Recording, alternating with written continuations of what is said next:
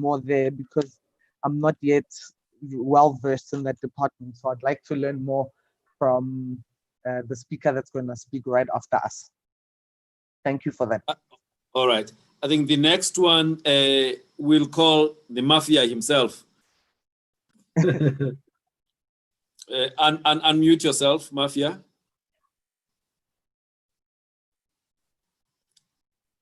Mafia. Okay, he has gone AWOL. Let's go for Policingwane. Yes. Good day, everyone. Good Can you hear me, sir? Yeah. My name is Policingwane, the leader of the ANC Youth League in Greater Johannesburg region. Speaker, like you have indicated on your background, which I agree with you, our understanding as young people in relation to the IDP, it is a process, which it is a municipal process under the Act that is required that each and now and again, that municipalities must develop a 5-year integrated development plan in response to the issues of the public at large in the communities. And our understanding is that the IDP, it is an ongoing process on the consultation up in terms of broad services that are responding to the strategic priorities in the city, which are the response to the financial sustainability, good governance, sustainability of service deliveries, job creation, opportunities. So the IDP is a response in those elements within the priorities in the city. But also on the financial aspect, we also then have a background that the city, it has an obligation to finance all the developments which are supposed to happen and take place in the city of Johannesburg, be as CAPEX and developments across the city of Johannesburg. But what is required is that we as young people in the Greater Johannesburg, we have an obligation and a responsibility to be close to all these processes on the consultation, precisely because without us as young people being involved in the processes, eventually the city has to transform now and again because of the city is getting young and majority of the population in the city is young people. It is upon us as young people to contribute effectively in our inputs on the issues of finance and the development of the city. Thank you. Thank you. We will call the lawyer. Thank you, Doctor. Thank you, Speaker and colleagues. I suppose without repeating what my colleagues have said, correctly so, and the sentiments shared by the Speaker that the IDP is implemented in terms of the Municipal Systems Act. I think it's a blessing that the ACDP for this context is not part of the GLU, because ours is to give a more objective synopsis analysis of the plan. Now, from our side as the ACDP, we want to actually send a caveat, a warning, that there is a yawning gap, a disconnect between the IDP, the real issues identified in terms of prognosis and diagnosis, and what is actually experienced on the ground by the electorates and the residents of the city of Joburg. And we caution that it mustn't be a tick box approach. And we say this because there seems to be a lack of marketing of the IDP. It's not available to the entire populace. And if it does, then it means the people that have been sampled to deal with the number crunching and the people that have been sampled to diagnose the impasse of unemployment, of lack of SMMEs and entrepreneurship within young people is misdiagnosed because you don't have the entire populace, at least a fair representation of those. So that we call upon a market drive to advertise the IDP, because it might as well be just an ambitious plan that will ultimately not make any input and make a fundamental difference. From a technical point of view, and the doctor would obviously be more authoritative on this one, we feel that the IDP is not really geared up towards COVID-19 in terms of young people, and that's a very thought issue that we need to deal with, because it seems to be there's a new normal that has been ushered by the IDP, and I'd like to hear from the speaker really, because from my reading of the plan that's under review, we have not really dealt with young people and COVID-19 and intervention in that context. And finally, the IDP as well doesn't seem to consider the gig economy, which is 4IR. We're still looking at economy as traditionally defined, and that is very problematic because we've got to talk to young people about the gig economy and their participation. Perhaps that could be a solution in ensuring that more young people are actually filtered into the skilled economy that the IDP does actually talk about. In terms of the budget, well, I'm new. It's the first time I'm participating here. I'm willing to have a robust engagement around budgeting. I'd really be interested to find out this allocation of 68 million rand, where is it going towards young people, and to exactly in detail, in numbers, how it's going to be apportioned. Thank you so much. All right. Thank you very much. Mafia, is he back now? Unmute yourself and you introduce yourself properly. Okay, can you hear me now? Yes. No, thank you very much. I just had a problem with my charger here. So I had to leave the meeting for a second. Otherwise, thank you very much. My name is Mafia Fani, a member of the EFF and the Students' Command. I'm an international relations officer of the EFF Students' Command at the national level. I serve in the CSCT. I think when the speaker gave us a platform to speak, she said we must reflect on our understanding of IDP. And my little understanding of IDP is that it is a super plan for an area that gives an overall framework for development. So of course, it aims to coordinate the local spheres of government with other spheres of government. So into a coherent plan to improve the quality of lives of people in that particular area. So of course, it takes into account the existing challenges. It takes into account the problems that are there, and also the resources that are available to carry out that particular plan. In continuing to understand, in understanding of what the IDP is, it is always reviewed after each and every year, or annually, like the speaker has alluded. And the lifespan of the IDP is 5 years, which is intertwined with the lifespan of council. So each and every council that comes in must be able to decide upon its own IDP plan that they'll be working with in their term of office. I think that's in essence what the IDP is all about. Thank you. Thank you, Mafia. There's only one lady besides the speaker who's here, so I think she must be the next one. Unfortunately, her name does not appear, but she's using an iPhone. Yes.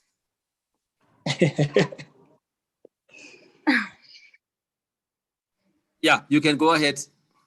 Hello. Hello. Am I clear? You are clear and audible. Hi, everyone. My name is Mbali Nkosi, and I am a COPE youth leader. Okay, my understanding of the IDP is that it is developed from the Municipal System Act, and then it's a 5-year plan. And before I continue about the IDP, I just want to thank the speaker for giving us the opportunity to participate in this platform so that we can increase our knowledge base in terms of the IDP and how the plan is about and how the budget is used, you know, and how as a youth leader, I can get knowledge, and also how can I benefit from the IDP. Thank you. Okay, the IDP is a 5-year plan, as I have stated before. And then it is developed from the Municipal Act, and then it looks at the long-term, short-term, and the medium plan. And then the IDP, it looks at the special planning, the economy, and also the development. Thank you. And then Thank in you. terms of the budget process, I'm also quite not aware of what's happening. Can I be more knowledgeable about the system in plan? Thank you. Ujwaha Andile Gobinga will definitely help you to better understand budgeting. All right, the next one is Yongama. Yongama Livet Zigebe. Thank you very much, Doctor, and thank you to the speaker. All right. I am Yongama Livet Zigebe from the United Democratic Movement of Bangat and the Secretary of the Province, the YZ. Our understanding of the IDP is that it is a vision that the city has, or those who are in power in that term, that they put in place, having to consult with the communities, because they cannot do anything without having consulted communities across the board, as the speaker had alluded before. So it looks at, as my other colleagues have said, that it looks at the short term, the medium term, and the long term goals of the current government or local government. So that's basically my understanding of it. However, looking at the IDP, the document the draft review that we've received currently, when I went down into wards and how people have been consulted, I looked at the numbers and they were not reflecting the populace of the city, not even half of it. Then I wondered how many young people were in those consultations or were in those public meetings. If we can have at least a breakdown of those as to how many young people were there and how many old young people, so that we can see if it's the challenges that are outlined there were really being put forward by young people. I was never in any of them because I think one of the reasons was information dissemination. We could not find the information on time. We could not get young people on time. So by the time they got to our ward in 105, none of us knew about it up until later somebody bragged about it on Facebook, of which that's a problem. But we have information doesn't get to young people at the right time, at the right place. I'll leave that one there. I think as the discussion goes, we have to highlight some of the challenges that I have encountered with the plan, of which the beautiful plan, but it has its own challenges there and there. But I think as the discussion goes, we'll be afforded an opportunity to really dissect into it. When it comes to budgeting, I believe that the local government's annual, or in some cases biennial, budgets, which indicates the community's civic priorities, projected revenue and costs, and plan for the future. So it goes to say what revenue will be paid to a certain project for what purposes and to what sector of our communities. I believe that just to look also into development, especially now that we're talking to young people, the emphasis on youth development. I did see a little bit of youth development strategies within the IDP, but I'm very concerned as well as to saying that the budgeting part has little emphasis on how are we going to make sure that our young people are employed, they're becoming job creators and innovation as well in that sector. But let me leave it there. I think as we go with all those fully funded budgeting, then we'll understand even further as to how it was broken down in cases like that. Also, one of the challenges, Speaker, if I may put it towards you, is that when these sessions are held in our councils, young people are not part of those sessions, either on television, either on social media, and all of that. You find that we have little understanding of these things because we're not part of these processes, or we are not made to be part of the processes. Even if it's out there, GCIS, I'm not sure whether they're still doing their job, okay, but I think it's something that we really need to look at as a city to say, how do we disseminate this information and how does it get to young people at the right time, and how do we make sure that young people are a part of these processes, so that, as you have said, that we are the future and we are going to take up these spaces in 20, 30, 40, or even tomorrow, but without fully understanding the processes and what's in these processes, then we are doomed as young people. Thank you very much. Okay. Are you done? Young Yes. Mama? Yes, he said he's done, Doc. Okay. All right. I think there's somebody who's got an HP phone. I just asked him to identify himself, but maybe he can just introduce himself here. He's got a crowd of people behind him, so I'm hoping that he will be able to contribute. And those guys behind him, don't disturb him. Okay. Thank you, sir, for this opportunity. I'd like to say my apologies for entering the meeting very late.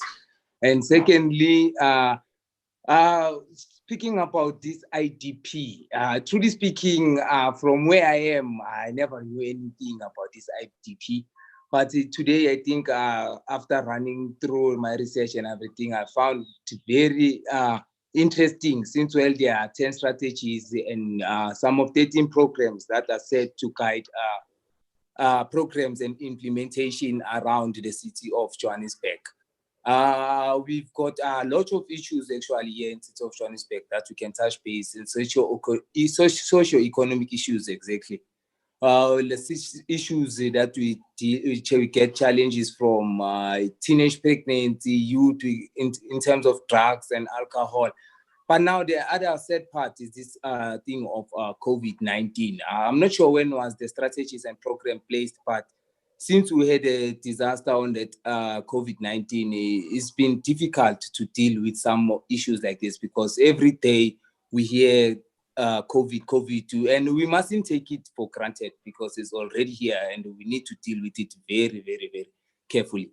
But looking at the programs and strategies that are put in place, I think they might help us moving forward in the city of Johannesburg. But in terms of budget, I'm not sure how budget is being allocated and who's going to be in control, etc. But we know very well we always get projects and what that are being funded or maybe having the certain budget for them, but at the end, they don't get completed and we get squabbles around the organization and everything else. And to save time and give other people chances, we would like to know more about this IDP. For instance, the youth of today, we are into social media, not to touch base like Facebook and WhatsApp, but there's other application that we can reach out to the people, educate them more about the IDP, because from where I'm sitting, even some of my colleagues, they know nothing about it. So I'm not sure whether maybe it's a problem with the media coverage, or it's a problem with the budget, or it's a problem from the public relations. So we need to find a way whereby we can educate people about these kind of things. Thank you very much. Thank you, but Doc, the young man did not introduce himself, and also from which youth formation is he coming from. He made very important input. I'm sorry about that. My name is Tabang Tom. I'm from Doronko Port 50. I'm representing AIC. I'm the organizer of the region, Region 6. And your name was? Tabang Tom. Tabang Tom. So, yes. All right, is the one who makes people happy. Tabang. Yeah. yeah. I can say that. All right, thank you. I think we have covered everyone. Maybe we should now hand over. Sipo. Except Sipo has not introduced himself, so that we can get to Mr. Kobinga. Okay, thank you very much, Doc. Thank you very much, Madam Speaker, and greetings to all the young leaders. I appreciate you taking time to have this engagement with us. My name is Sipoma Siho. I'm the spokesperson to the Speaker of Johannesburg, Menon Nebamulwere. Thank you very much for joining us again. Thank you, Doc. Thank you. Sabelo Mtolo, he joined us a little late. Afternoon, comrades. My name is Sabelo Mtolo. I had sent an apology to Shagane Tamba that I'd be running a little bit late. I'm from the ANC Youth League in Greater Johannesburg. I'm believing that Mkoli Singwane has represented us, but I thought I should just join because I was invited. Thank you. Thank you. Speaker, you can then usher in Mr. Kobing. He's my colleague, so he's there on plenty. Okay. Oh, all right. So, Mr. Kobinga will introduce themselves. So he will introduce himself and also his position, and uzabe ese kwele mqolweni budget cycle and the link between the budget and the IDP. Thank you. Mr. Kobinga, over to you.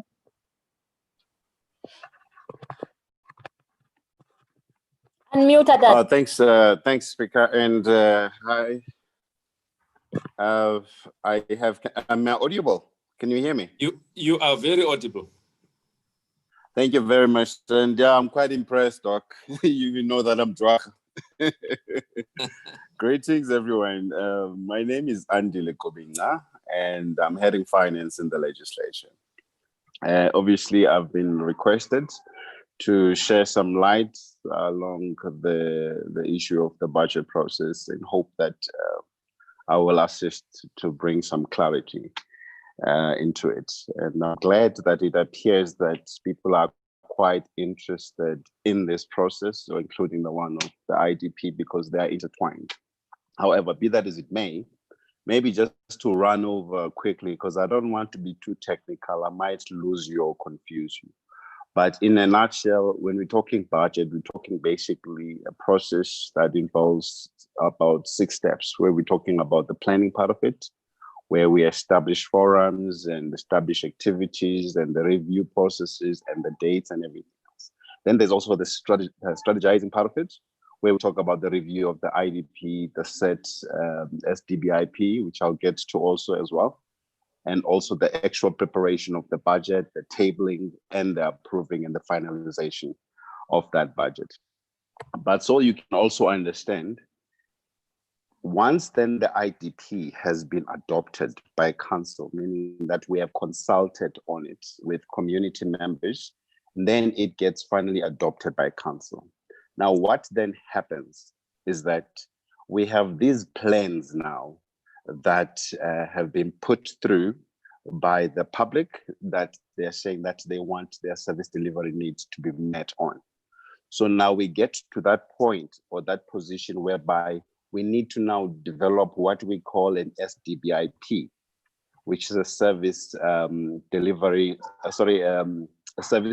implementation plan, which basically unpacks now all these plans that we've collected that the community members want us to engage on. Then we start breaking them down into programs and projects. And this is where now each and every department or portfolio that affiliates to that particular IDP plan will actually have to break it down now for themselves to see what is it that they will be carrying out of those plans. So now, obviously, when you're talking about those plans, they need to be funded. Mr. Kobinga, you are breaking. Because this is where now we need to understand where the money will come from. Am I breaking? Okay, sorry. Yeah, I think my network is not the best here. Hello, can you hear me now? Yeah, we can hear you. Maybe what you could do, Mr. Kobinga, is to switch off the camera. That will allow for the voice to go through. Switch off the camera, and then you will be able to talk, and we can follow you. Okay. You take a person from Eastern Cape to Gauteng. But you can't take the Eastern Cape out of the person. I'm actually shy to ask, how do you switch off the camera? So I'm not very All familiar right, with on the I normally on the lower part of the screen, there's mute on the extreme left, followed by stop video. So press stop video, and then you'll be able to talk without interruptions. Okay. Can you see stop video? I got it. Yeah. Is it fine now? Yeah, Yes. you're perfect now. Much better. I've switched off now the video. Is it better? All right. Yeah. So where I was saying is that now we need to understand now where the money comes from. And this is where now we as a metro, let me talk about city of Johannesburg. We depend on the ratepayers to pay their rates and taxes that we charge them, that we bill them monthly. And those collections, or that forms part of our revenue that we use as a base to execute or to fund then that IDP or those programs or the SDBIP. And some of the funds will also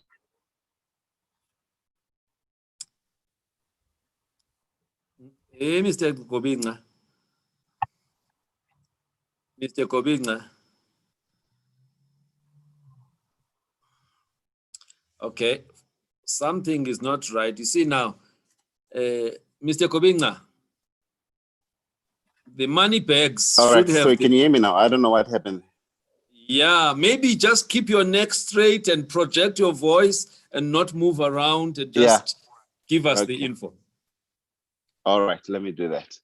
So basically, I was talking about also grants where we would get the money from other provinces. And we know that also National Treasury also does provide us with grants to assist us then to fund the IDP.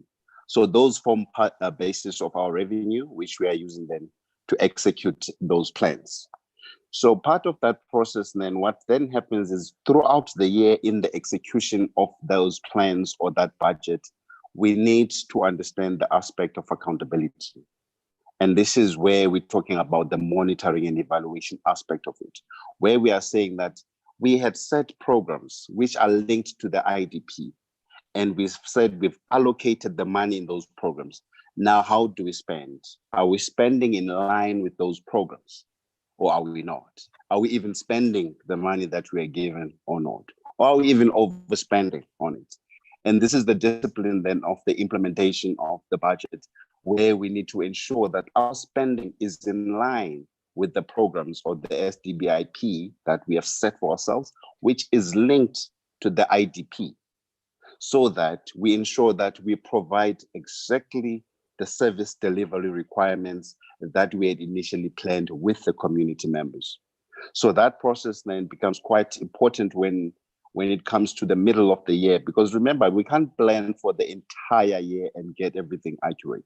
So we do get afforded an opportunity to review those plans or to review that budget that we had set, so that we are still aligned to the spending against those plans, but we are able now to also attend to any emerging risks that may hinder us from achieving the objectives of those plans. So I can go on to about the different kinds of budget, where we're talking about OPEX, and there's also what we call CAPEX. Basically, CAPEX is where we basically buy assets as the city, if it means that we build roads, or we build hospitals, or we build what. Those are the assets of the city, and they form part of what we call CAPEX. So there's a separate budget for all these kinds of projects where we are acquiring or building assets for the city, which eventually are for community members. Then there's an OPEX budget, which then would deal with all the other expenditure that will be incurred in line with those programs that we've set for ourselves. Then in the budget adjustment, obviously this has to be considered by council when we've prepared it, when we've looked at the programs, we've looked at the allocation, and we've looked at the spending. If it does happen that maybe sometimes we do not have enough money to carry out the programs, because remember, this is a plan. It can't get to a point of being accurate 100%. So we use then that opportunity every 6 months to review then the budget so that we can align it to the plans or the emerging needs that would have arisen by then. Then ultimately, when that is happening in the budget adjustment, that is also when we are reviewing also what we call the mid-term budget review process, where we are also reviewing not just the current year, but even the other outer years, so that we are aligning our current expenditure to other outer projections or trajectory in terms of our budget plans. So be that having been done, then it has to be tabled obviously in council and be approved. And obviously the annual report would really assist communities as well, because it's another document that we publish annually. It basically talks about that SDBIP and how we fin against those plans that we've set for ourselves. And it does explain exactly where the money was spent, for which programs or for which projects that we had set ourselves for. So then that annual report then assists also to keep track of things that we were able to do and things that we were not able to do, that we also want to make sure that they feature or form part of the IDP review process as well, to give those considerations to. So I would rather, Doc, leave it at that and take some more questions. Otherwise, I could talk the whole day about the budget. But if there are some questions that maybe perhaps I will ask you. I can assist them. I think you were quite technical, Mhlegas. Can I just ask you a little bit now? See, for the benefit of some of us who are not finance people now. So what I'm understanding you saying is that there is this 5-year plan called IDP. And in this 5-year plan, it is reviewable every year, right? And then every year ending, I mean, a year ends end of June, right? Am I right? A budgetary year for the municipalities, end of June. Yes. So now you are in a process to make sure that a budget from 1st of July to end of June next year is tabled to the legislature, right? That's correct. And before that happens, communities and other interest groups must interrogate this IDP, this thing, right? I'm trying to understand, right? That's correct. Yes. Yes. So the youth that is here still have a chance to actually interrogate that draft budget or plan and look at their own priorities, so that there can be amendments where possible that take care of their interests, so that by the time it's tabled to the legislature, their interests are taken care of. Am I understanding? Because once it is passed, for the next 12 months, all the expenditure, the spending on this budget will be on that which has been approved. So I want the youth to understand that. So if they don't say anything about what is there that has been put as a draft, it will not make it to the budget. So they have a chance to still influence it as we speak, right? Okay. So, maybe Doc, maybe if I may quickly chip in there. Yes, please. Before we end this session, Mr. Masiho will take us through the platforms where the leaders present here can get the draft IDP, draft budget, draft rates policy for them to make their comments. And if they would want to organize a session like this one, where we will invite the executive mayor of Johannesburg to come and present the content of those drafts for. Oh no. What did the speaker do now?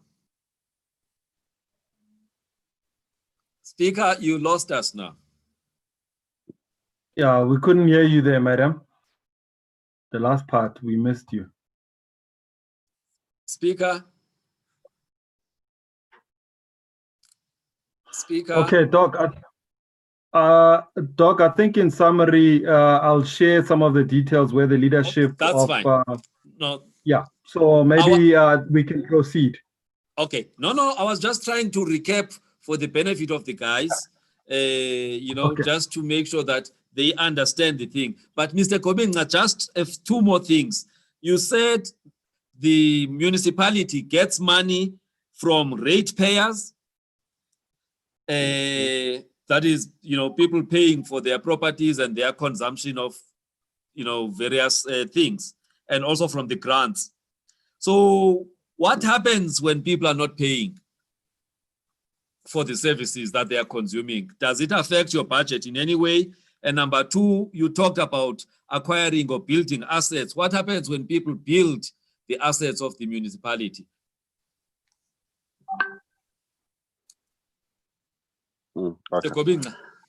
Okay, thanks, Doc. I'm not sure if I've got the last one correctly. What happens to the assets? Yes, you said, obviously there's capex, which is really about acquisition of assets or building of assets, and then there's OPEX, which is really operational expenditure. So what I was asking is, when people ban or loot or do whatever, damage the property that you have acquired or built as the municipality, does it affect your budget? And then the other one was about non-payments as well. Okay, all right. Let me chip in there quickly. You are 100% correct. It does have an adverse effect on the budget, the issue of us failing to collect. Because remember, what we always need to balance things off is that we know that this is what we want to provide to communities. However, the funding aspect of it becomes very critical. So if during the year you have made projections of collecting money, but do not get to collect as you had projected, obviously the aspect of spending then, it can't be going the same. You can't be increasing your spending while you are not receiving the revenue to actually fund these things. So it does have a direct effect on the budgeting process and also on the actual service delivery itself, because you don't want a situation whereby you are not able to fund a program you've promised people because you could not collect money from the same people. That's why I'm saying that it's a yin-yang situation. And in relation to now the issue of buildings or cities properties that get to be damaged, I mean, it's another problem, because we're now talking about having to double dip, meaning that we've built a school with our monies, and now you've banned the school. Now you must find money again to rebuild it. So it doesn't really assist us then if we're having such situations where the city's assets are being banned, because we're not going to leave them in tatters or banned like that. We have to find money to rebuild them.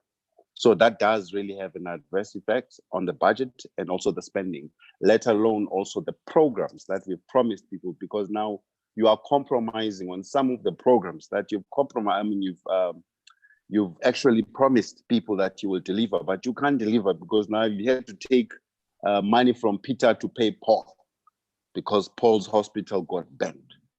And this is the challenge that we will have when it comes to these kind of issues of these public, outrageous, violent, and destruction of city property. Don't know if I've covered it on that point. No, you've covered. Right, Sipo, I think let me hand over to you. Thank you very much, Doc. Doc, I think maybe let's allow them to engage the speaker, or to engage Uput Andile, and then maybe after they've engaged, I will then wrap up with some of the comments that are coming from all the different social media platforms. Okay, all right, then Lincoln had his hand up.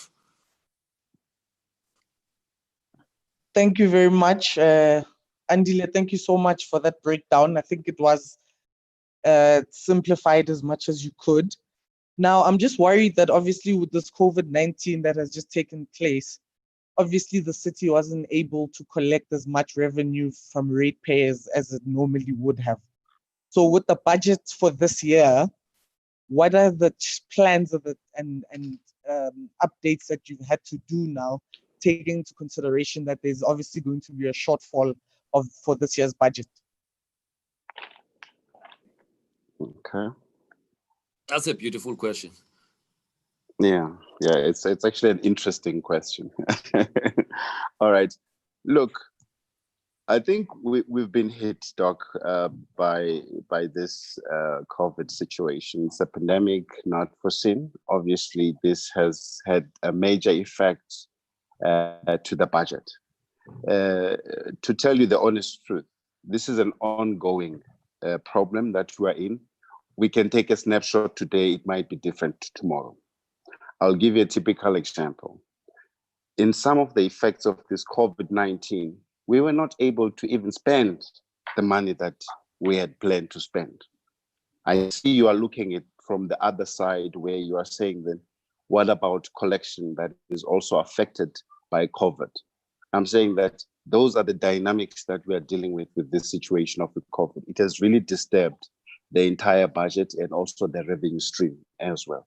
So the recovery or the reaction to this COVID has to be a reaction that addresses these kind of problems or challenges that we are finding ourselves in. Meaning that if we were negatively impacted on our revenue collection, obviously, if we're going to be talking about making revenue projections, we must take that into effect, that we've had a slow revenue collection rate, and it has had this kind of impact. I don't think now we have actually even captured that kind of a picture of how we've been affected from a revenue stream. But it's an ongoing month-to-month challenge or problem when it comes to the issue of the revenue, how we are affected by COVID. But we can have a reported snapshot maybe that can also assist in looking at the differences in terms of our collection on how we were hit by this. But yes, it did have an effect on our revenue. And the same effect it did as well on our spending or our expenditure. And it does eventually then have an effect on our SDBIP. And little less for me to say that it will ultimately have an effect on the overall IDP. Because what we had set to spend, we are unable to spend. Or now we are busy trying to find new ways or to reprioritize or re-augment how we now do things. But obviously the aspect of the cost will change. I'll give you a typical example. Right now, we are having meetings in this kind of platform versus a situation where we would have these meetings in a formal, in a physical way. So obviously the nature of the expenditure will definitely differ. It will have that kind of effect when it comes to expenditure and also when it comes to the revenue as well. So it's a picture that we'll have to capture as well to say that how were we hit in our revenue month by month and make that analysis so that we're able to focus or to make trajectory of how much we actually would need to rescue ourselves from the situation of this COVID when it comes to revenue. I don't know if that assists though. So yes, Hello? it does assist. Sipo? Sipo? Yes, sir. Yes, the sir. speaker is trying to point at, she's trying to get our attention. Can we try and see if she can speak again, the speaker? Okay. Hello, can you hear me now? Yeah, we can hear Yes, you we now. can. You can hear me? Okay. Thank you so much, and my apologies. I think there's a problem with my speaker phones here. I wanted Andile, in response to Lincoln, to also add the aspect of loans. He spoke about the collection, ratepayers, collection from the ratepayers. He spoke about the money that comes from grants, but if he could also indicate the loans, because the city also makes loans to fund some of the projects of the city, so that young people here are empowered, that the city can also make loans. I think, Speaker, you'll need to be very clear there. When you say you make loans, I hope people don't think that you offer loans to people. Make it clear that the city goes and borrows money. And borrows money, yes. Yeah, for example, in the meeting tomorrow, there's an item about the DBSA loan, which has to be approved by council. Yes. Yeah, thank you. Otherwise, your office will be flooded by people. You know, COVID has been hectic. No, the speaker is right, Doc. The speaker is right, Doc. These are other forms. I never want to prefer them, to look at them as forms of how we fund, because it's an indication of how difficult it becomes to self-sustain yourself as a municipality. You obviously do have those cash flow issues that would have to be assisted through these kind of institutions. But what becomes quite important is that we need to minimize those kind of approach when it comes to funding.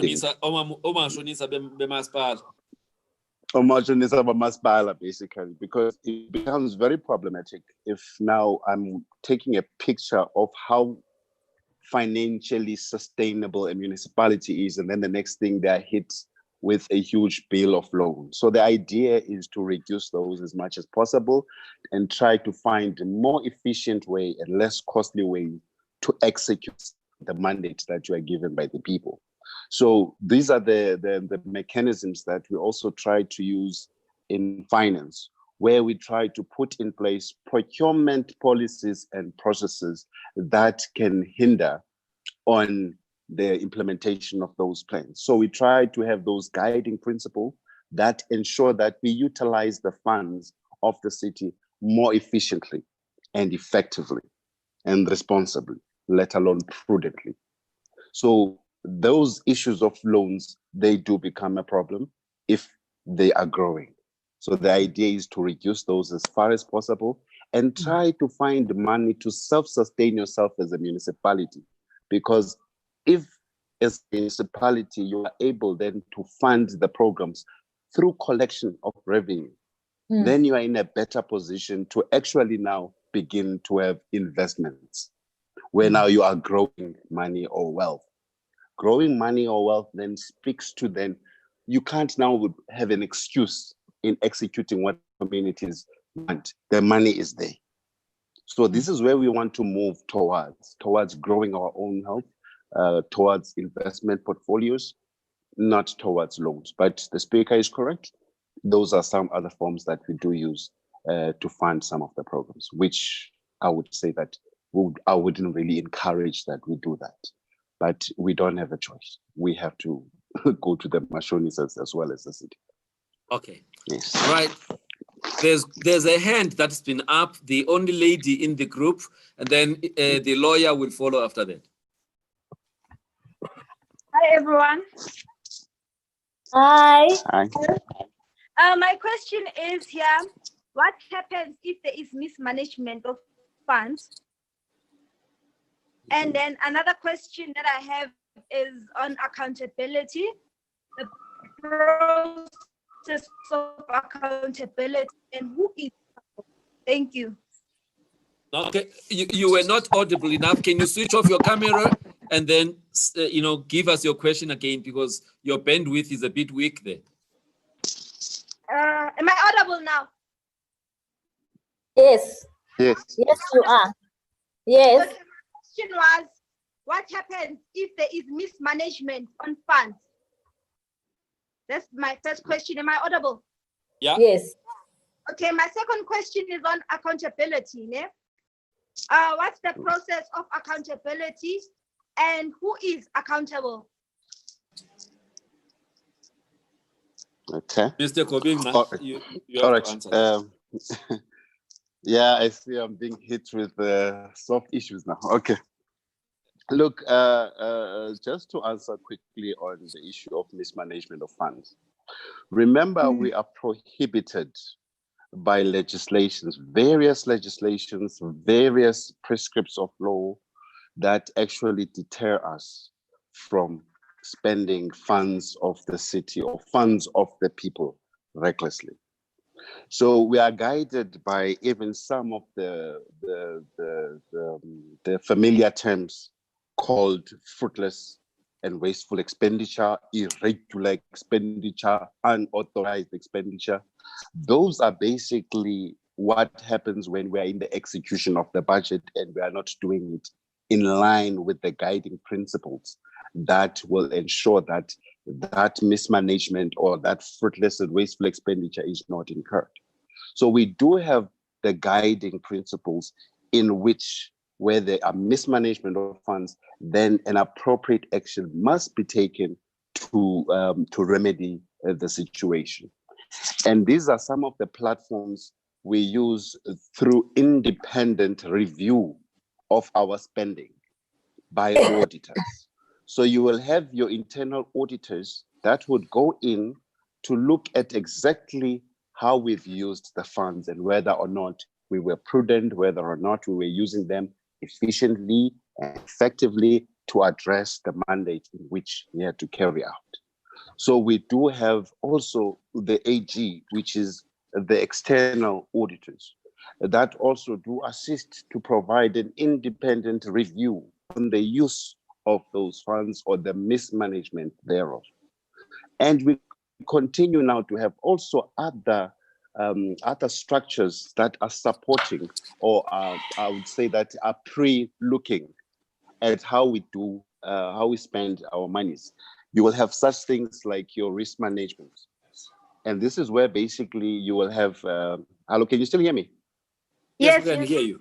Yes. Then you'll have your risk management, where you want to proactively pick up on some areas that may pose a risk of mismanagement of funds.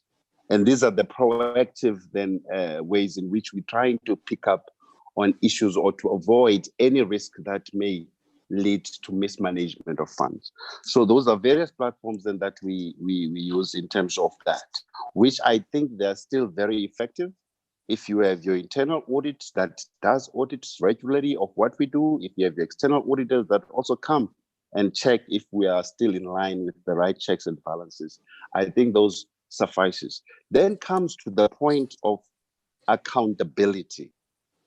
Accountability, it would have to be the person that is accountable for the entire city, which is the city manager. That is basically the accounting officer of the city of Johannesburg on all the spending that happens there. So obviously, we are not going to say the city manager must have an eye in every department. It's actually impractical. So now there is what we call then sub-delegation of those powers, where the heads of those departments are held accountable for all the transactions that would transpire within their relevant departments. And how that cascades to the responsible officials or the other people under there is a process also that we do through a process of sub-delegation of powers or responsibility. And this is how we hold people to account. And when we hold them to account on incidences where there is mismanagement of funds, we must subject then such transaction or such instance to forensic audit, where it is independently evaluated whether or not when you did that act, was it intentionally for you to personally benefit, or was it a mere mistake? And if it does, we do found that you actually have neglected the laws or the prescriptions that are guiding expenditure, then we must take the appropriate action. And appropriate action would obviously depend on the severity of the mismanagement or the transaction, or will depend then on how material that transgression would have been. And it will then determine the proper course of action that can be taken. And this ranges from people being suspended without pay, or people even be fired. Some even be charged or held personally liable to pay from their own pockets.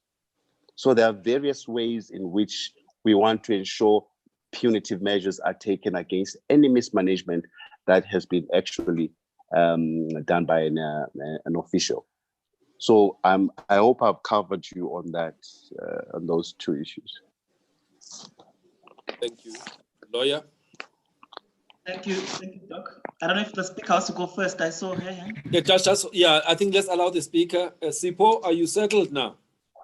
Yeah, just without wasting time, it will be prudent for Mr. Gobinga to also indicate to the young leaders here, as he has spoken about the accounting officer and the role and the process of accountability and responsibility, to also indicate that councillors Councillors, when I say councillors, I mean if the executive mayor, who is also a councillor, the speaker, who is also a councillor, the members of the mayoral committees, who are also councillors, do not get into the issue of procurement or signing for money.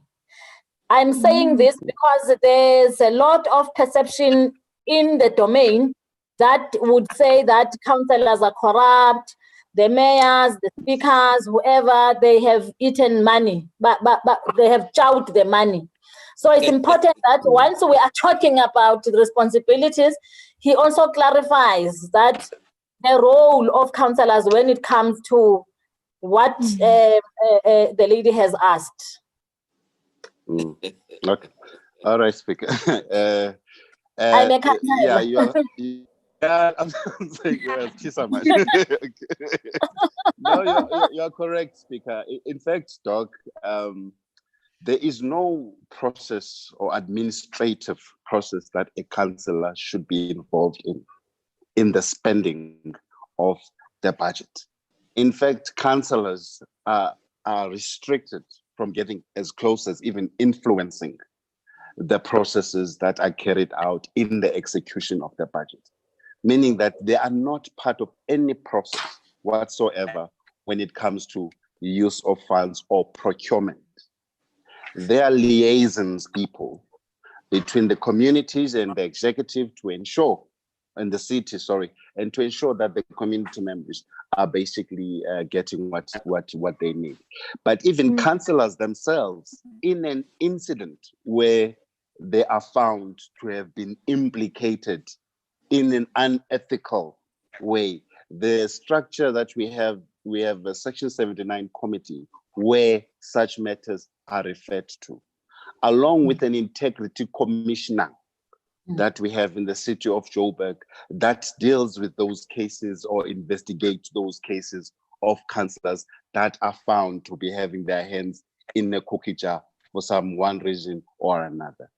So it's very important to understand that it's not councillors that get the money, it's not councillors that spend the money, it's not even councillors that report against the use of that money.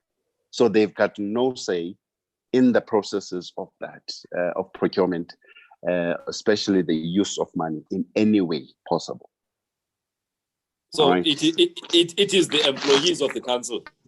It is the employees, not the councillors that are touching monies or that are liaising with suppliers that are found implicated in wrongdoings because of the manner in which they carry themselves in the execution of the budget.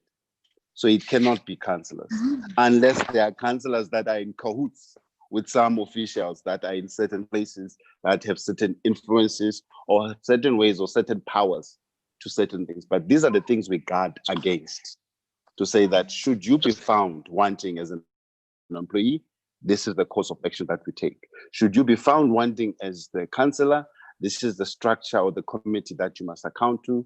This is the person that will investigate you, and the outcome will be there. So they are not involved in the administrative matters at all. And they shouldn't be involved. I think, Sipho, you must take over after a lawyer. Thank you, Doc. I see the speaker has used this opportunity as a PR exercise. I regret giving her an opportunity to talk first. I'm kidding. Mine is a bit more on the number crunching. I feel that,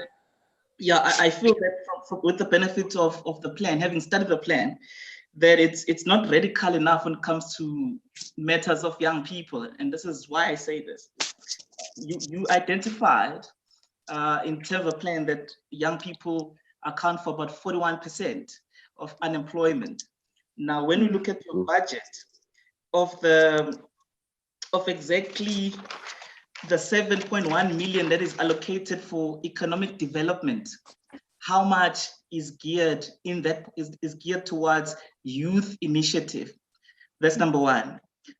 Number two, I'm concerned about the focus on EPWP project because that fails because it just creates a cycle of people who are in the interim involved in temporary employment and then left out in the cold because they don't enjoy any labor relations protection.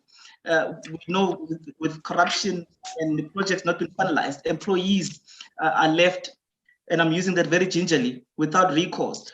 Is there not a plan where we could channel those monies towards a fund where we empower young people instead and move away from the EPWP project as the sole initiative?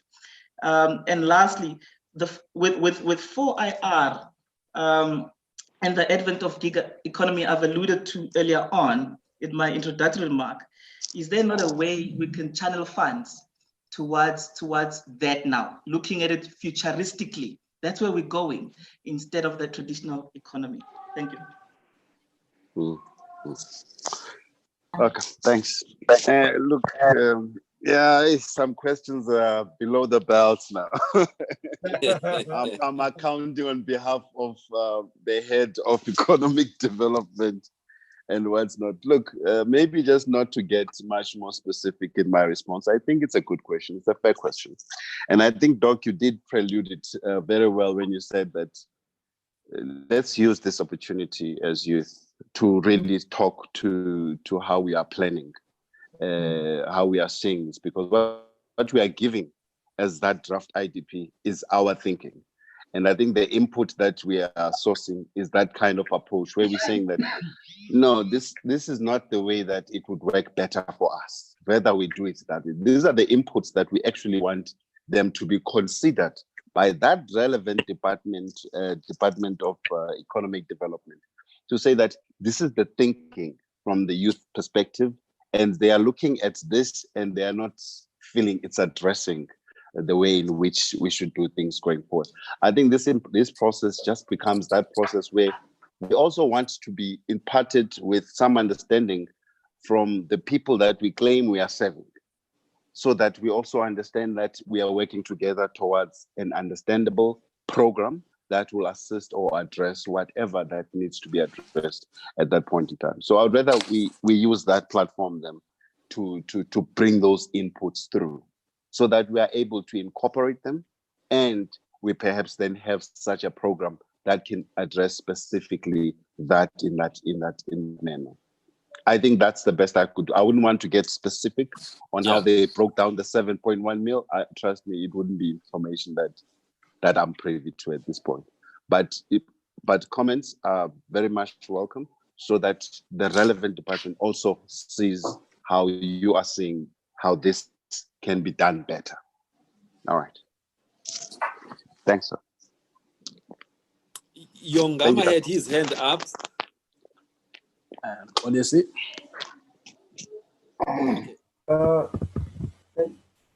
Thank you, Doc. Just a few points.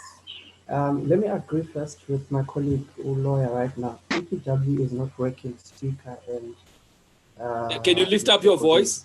Because it leaves you. I'm saying that firstly, let me agree with my colleague lawyer who had alluded to EPWP. It is not working. There is a cycle of getting young people into employment. 6 months later, they are unemployed. But the numbers of that are being calculated, we've employed 350, then we've made them unemployed in the next 6 months and employed the other 350. So if I'm unemployed in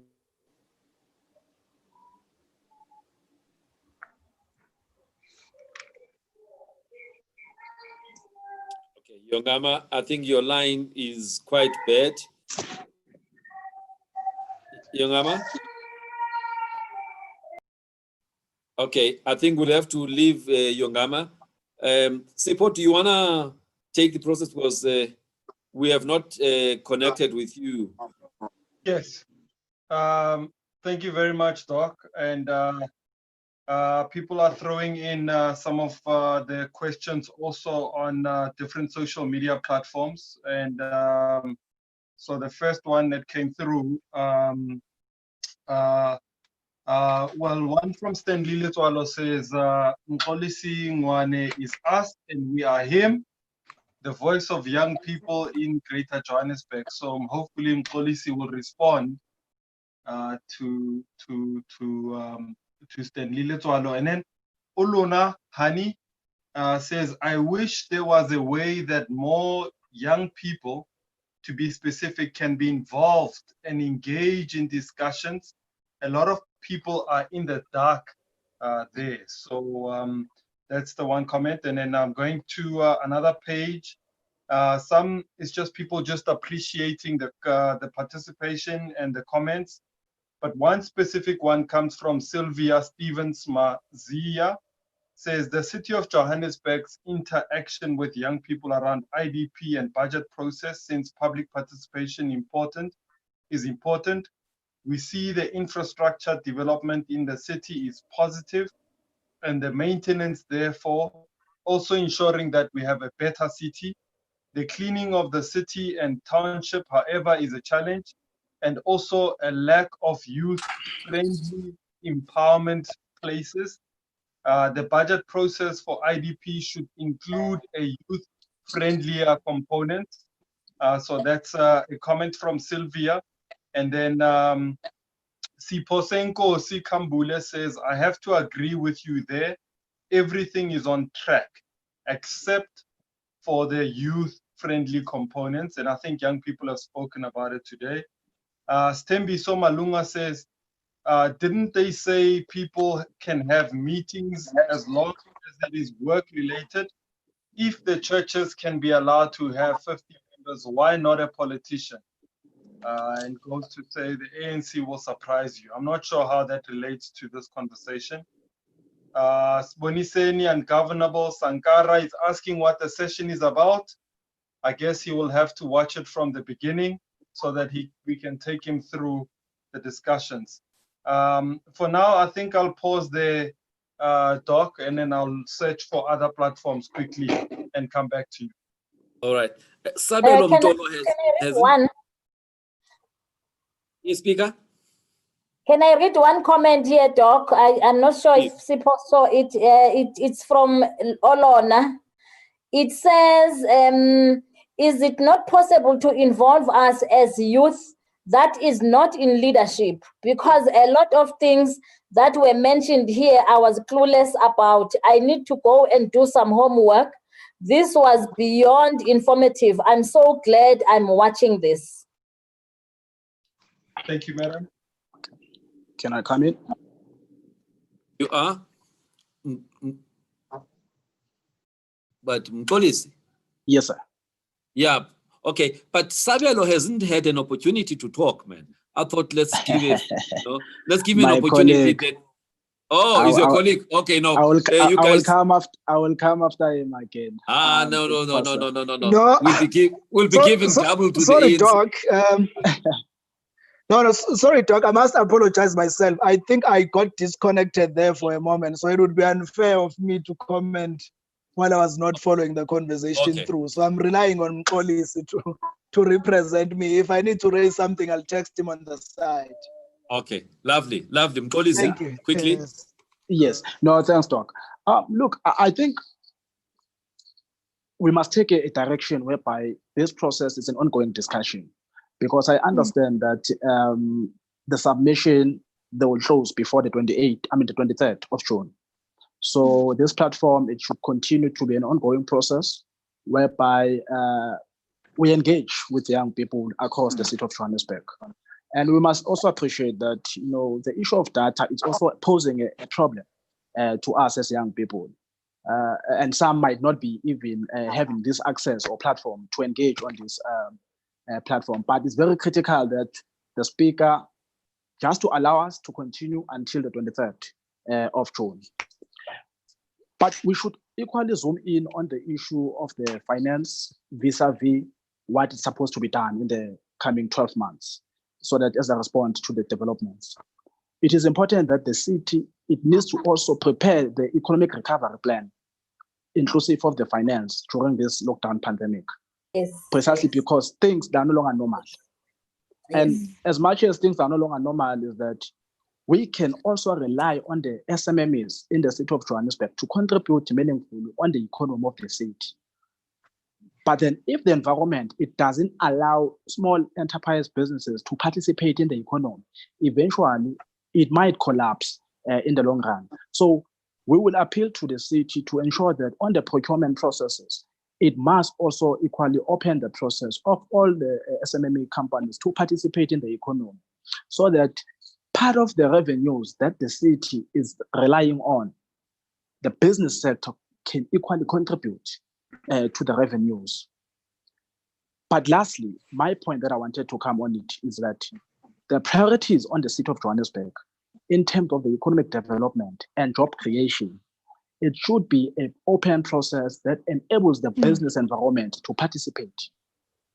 But the participation of SMMEs, it must also be accompanied by the safety measures in the cities, because, you know, the safety requirements in the city and what currently is happening in the city in terms of the vandalism of the properties, it also poses a threat to the revenues of the city.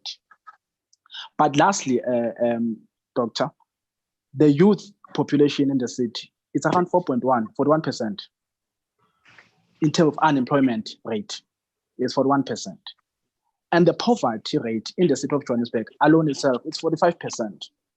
Now, it shows that the city, it has a mammoth task to continue to engage the general community in responding to the issues of the economic development, precisely because young people, they should be part of the vision of the city.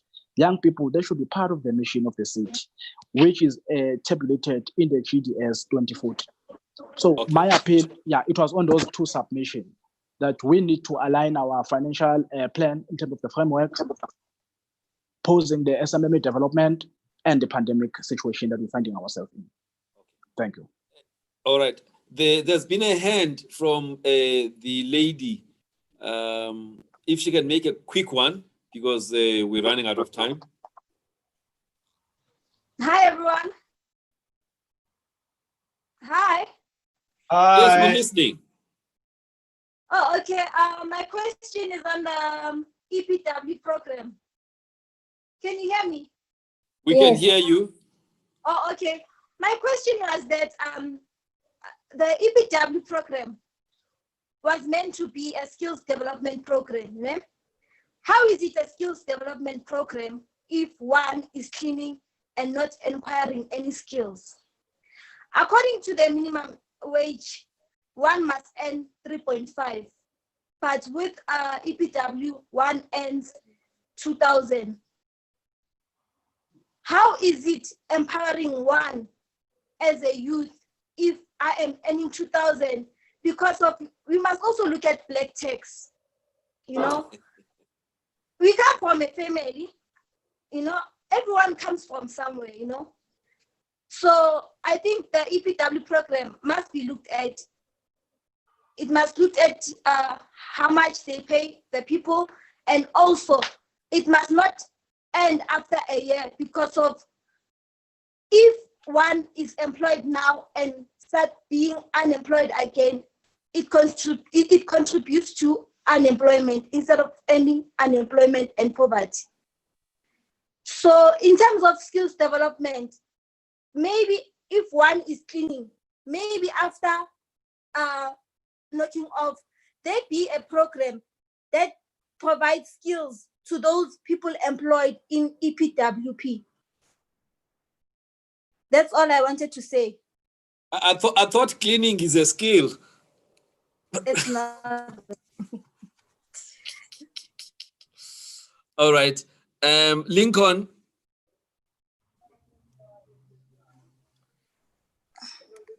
Thank you very much. I'm not sure at which stage of the discussion we're at now, how much time more we have. You only have got 2 minutes.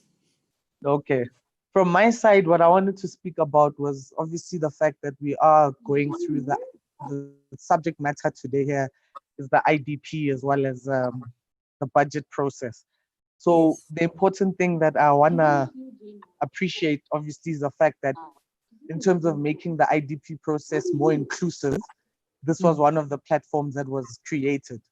Now I'm asking myself, how else can we make it more inclusive to more young people more than just us?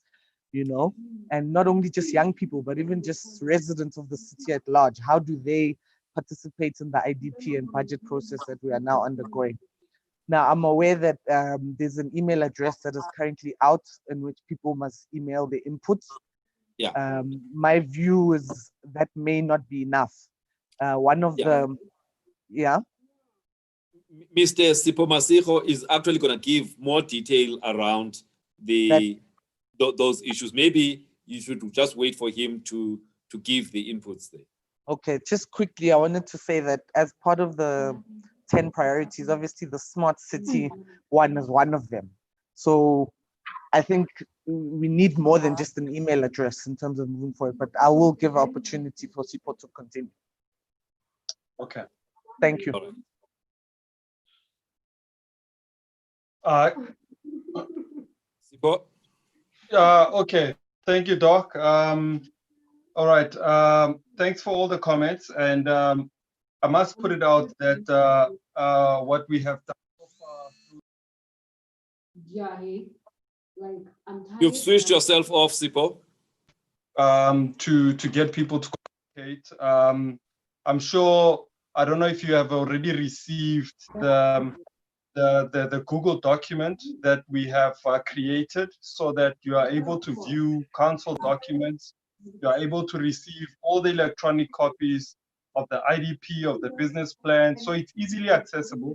We send it out on our database on WhatsApp. So when you receive it, you can easily click on it and then you can view all the documents. You can see the minutes of council, and I've asked Ntlaka just to forward them to you. So that's one way. So is that we've got a website. Now the website is called, it's www.joburg.org. It's the website of the city of Johannesburg. This website has about 30 million people visiting it every year. So it's got a high volume of people that go there. So there are people that use it to view documents and receive information that they need. The second one is that it's the email factor where you can send your email, your input to idpinput@joburg.org.za. idpinput.org.za, or you can send it to budgetinputs@joburg.org.za. budgetinputs@joburg.org.za. There's also a WhatsApp number which you can send and the city responds to you. Yes. Yeah, you broke a little bit there. Okay. So the email address, it's budgetinputs.org. budgetinputs@joburg.org.za. Those are the email addresses you can use to send your comments or your inputs.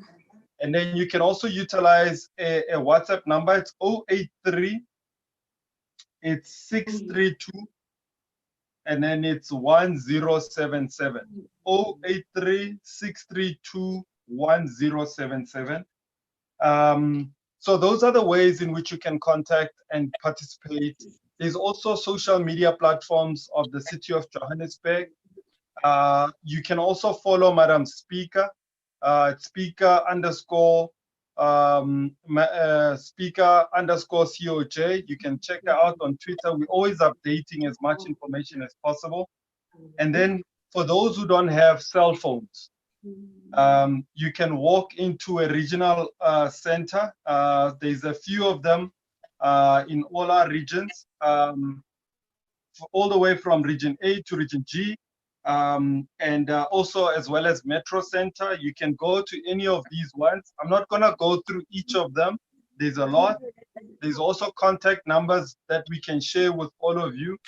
And if you go to Madam Speaker's social media platform, you'll find where all these centers are. And then you can walk in and then you can simply get yourself a hard copy of the IDP document, read it, and understand it, and then you can make your input. So we've tried to make it as simple as possible. Then the last thing is that we are putting together, there's adverts that have gone on newspapers last week, immediately after council. to notify people that they can make comments and they can go to these specific sites to collect hard copies and to drop off any inputs. Madam Speaker has been to a variety of local radio stations. We understand that local media has a big footprint in Johannesburg. There's at least about 15 of them in Johannesburg. So we have done at least about 4 or 6 of them, where Madam Speaker goes in and engages the communities like Teta FM, Josie FM, and so on, just to engage Libatokore where they can find these documents. So it's ongoing. But I think what we need from now is for you as young people to take this information to help us.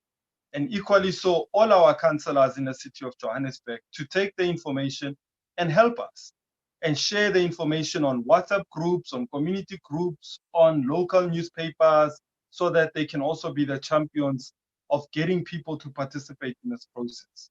Thank you very much, Doc. I hope I covered everything, Madam Speaker. You did. The gentleman on the HP iPhone, maybe he's got his hand up. I know we've gone way beyond time, but let's give him a chance. Thank you, Speaker, for the opportunity again. I like some of the questions from my colleagues. I picked up one asking about the accountability of misused funds. But now my issue here, the problem is our judiciary, the Department of Justice, or should I say the law in terms of judiciary. The problem is that we're having unresolved cases of misfunding funds here in South Africa. If you can check every day on the news, you hear corruption is corrupt. But now, the process of convicting those who've misused or those who should be held accountable, it's a problem, number one. And the cases, they're being delayed, let's say for a year. And then what's gonna be happening right now, since we're waiting for somebody to take charge? Secondly, what's different? What's the difference on this IDP plan compared to other plans that have been put in place since 1994, since we got democracy? And then the third question is, what's gonna happen? Let's say, for instance, Joburg, city of Joburg in CBD. What's gonna happen with that? Oh, okay, let me say with other immigrants that are staying there, they're not supposed to be here, they are not permitted to be here. And some of them, they occupy in the very same jobs that need to be occupied by our young civilians that have their own matrix at home, but they can't get jobs because now we have our brothers and sisters from other countries. And they still make us believe that South Africa is a rainbow nation. The abandoned buildings, if you can check CBD, you've got lots of abandoned buildings, but the previous years, those buildings they used to employ our youth, our parents, and etc. And I like the part the lady just spoke about the black tax. We must never, ever run away from that issue, because if you say tax is already there, then they will never tell you that you can leave charity begins. That is CWP projects, and they don't work. They don't work for us. Yes, yeah, they might party. When are we gonna buy our own houses? When are we gonna move from our big rooms? When are we gonna occupy our own land? Those are the issues we want to find out, and we want to make sure that if not delivered, who must be held accountable? Thanks. I think that's all. Okay, I think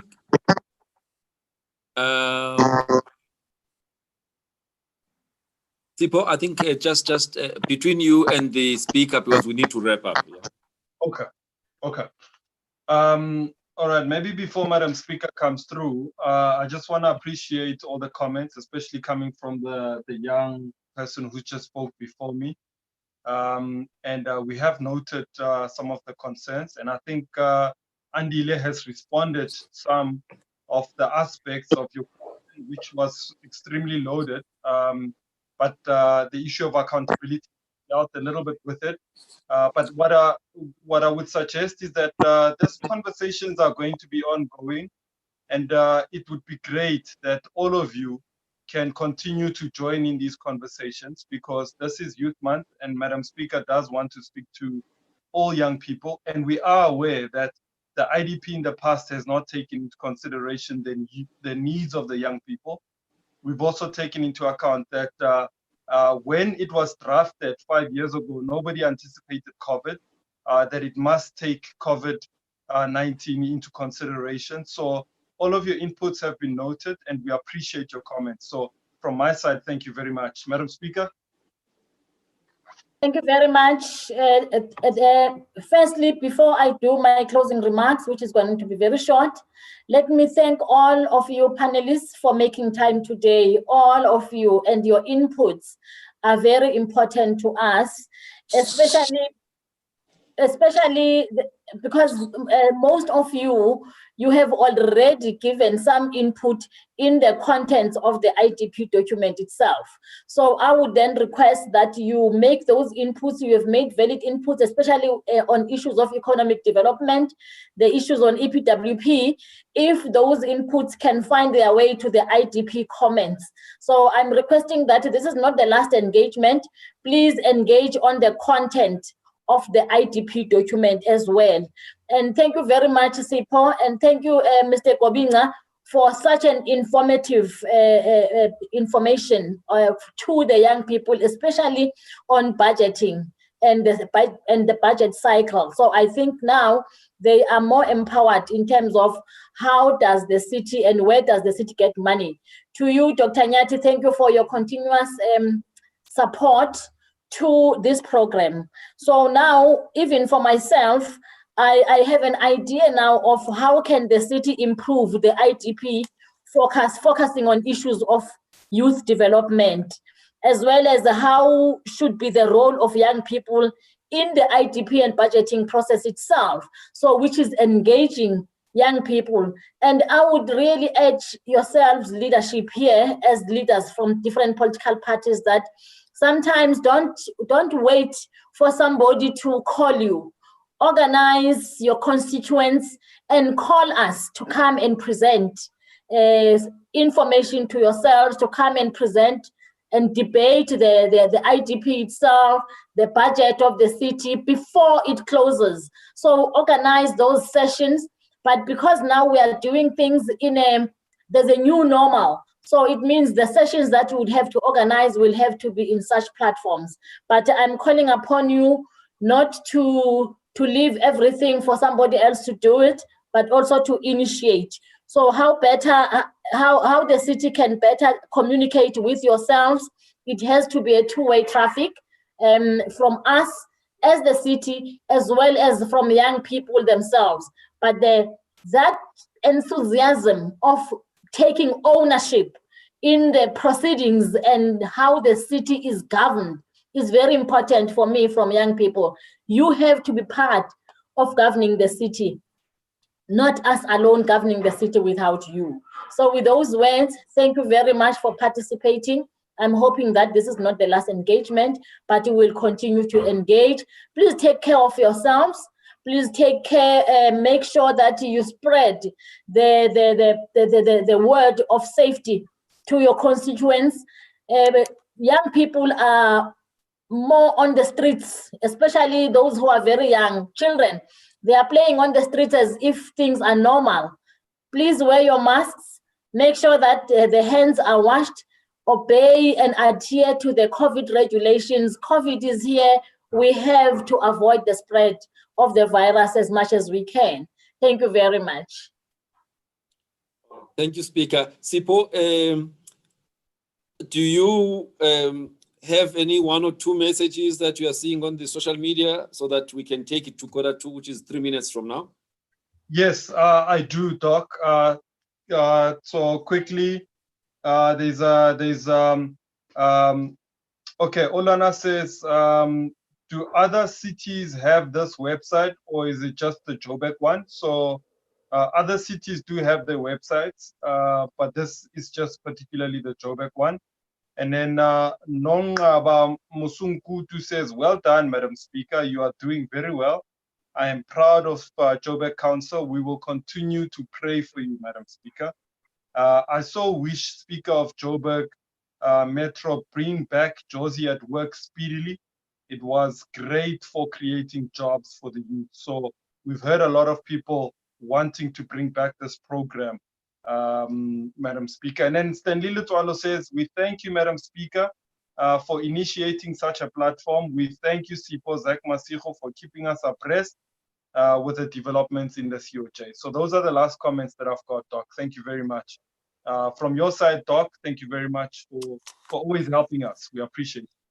Yeah. No, thank you very much. I'm feeling generous. The lawyer, do you wanna have a last word? Thanks, Doc. Appreciate it.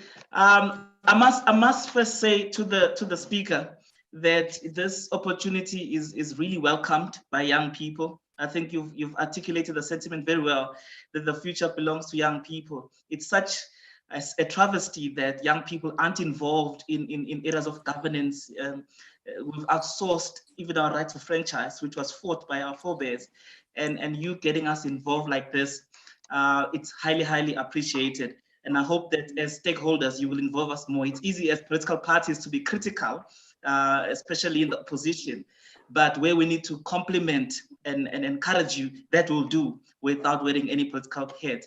So we'd like to work with you. We know the issues on the ground as young people, and we support you all the way. Thank you so much. Thank you. Speaker, it's your platform. Please close it. I thought I was looking at the time, Doc, and I have already done it. Okay. I have already All right. done the closing remarks.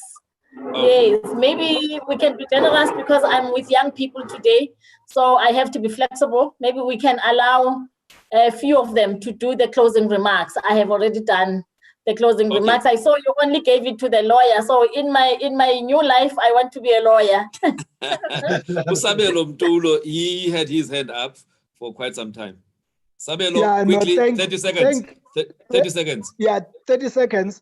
I'm not sure maybe if this was covered, but I think the sentiment around the EPWP must not be viewed as though it's an unnecessary program.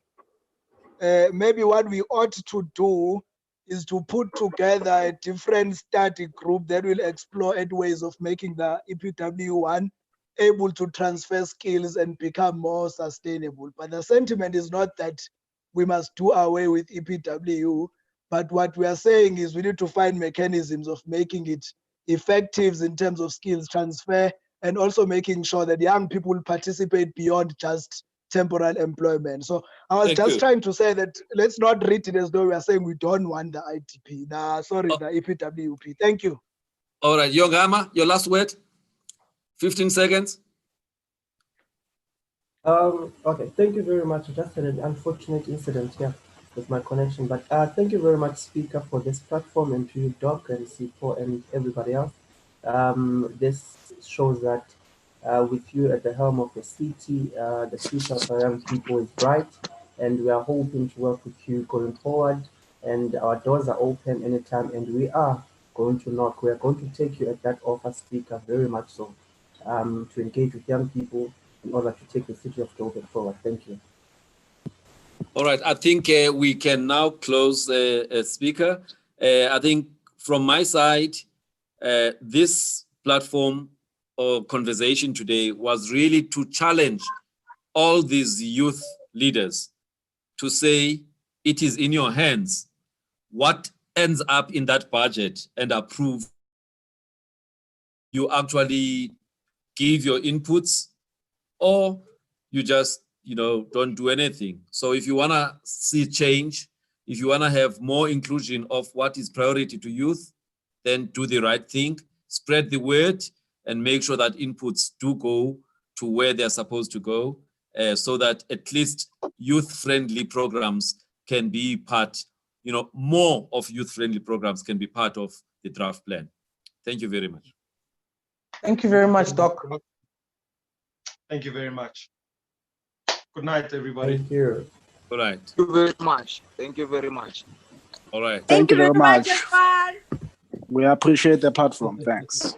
All right. Next time there must be more gender representation, but there's only one female. It's not balancing. No, it's true. Thanks, and the again, ANC talks 50-50, We'll make sure, but it sends two men. we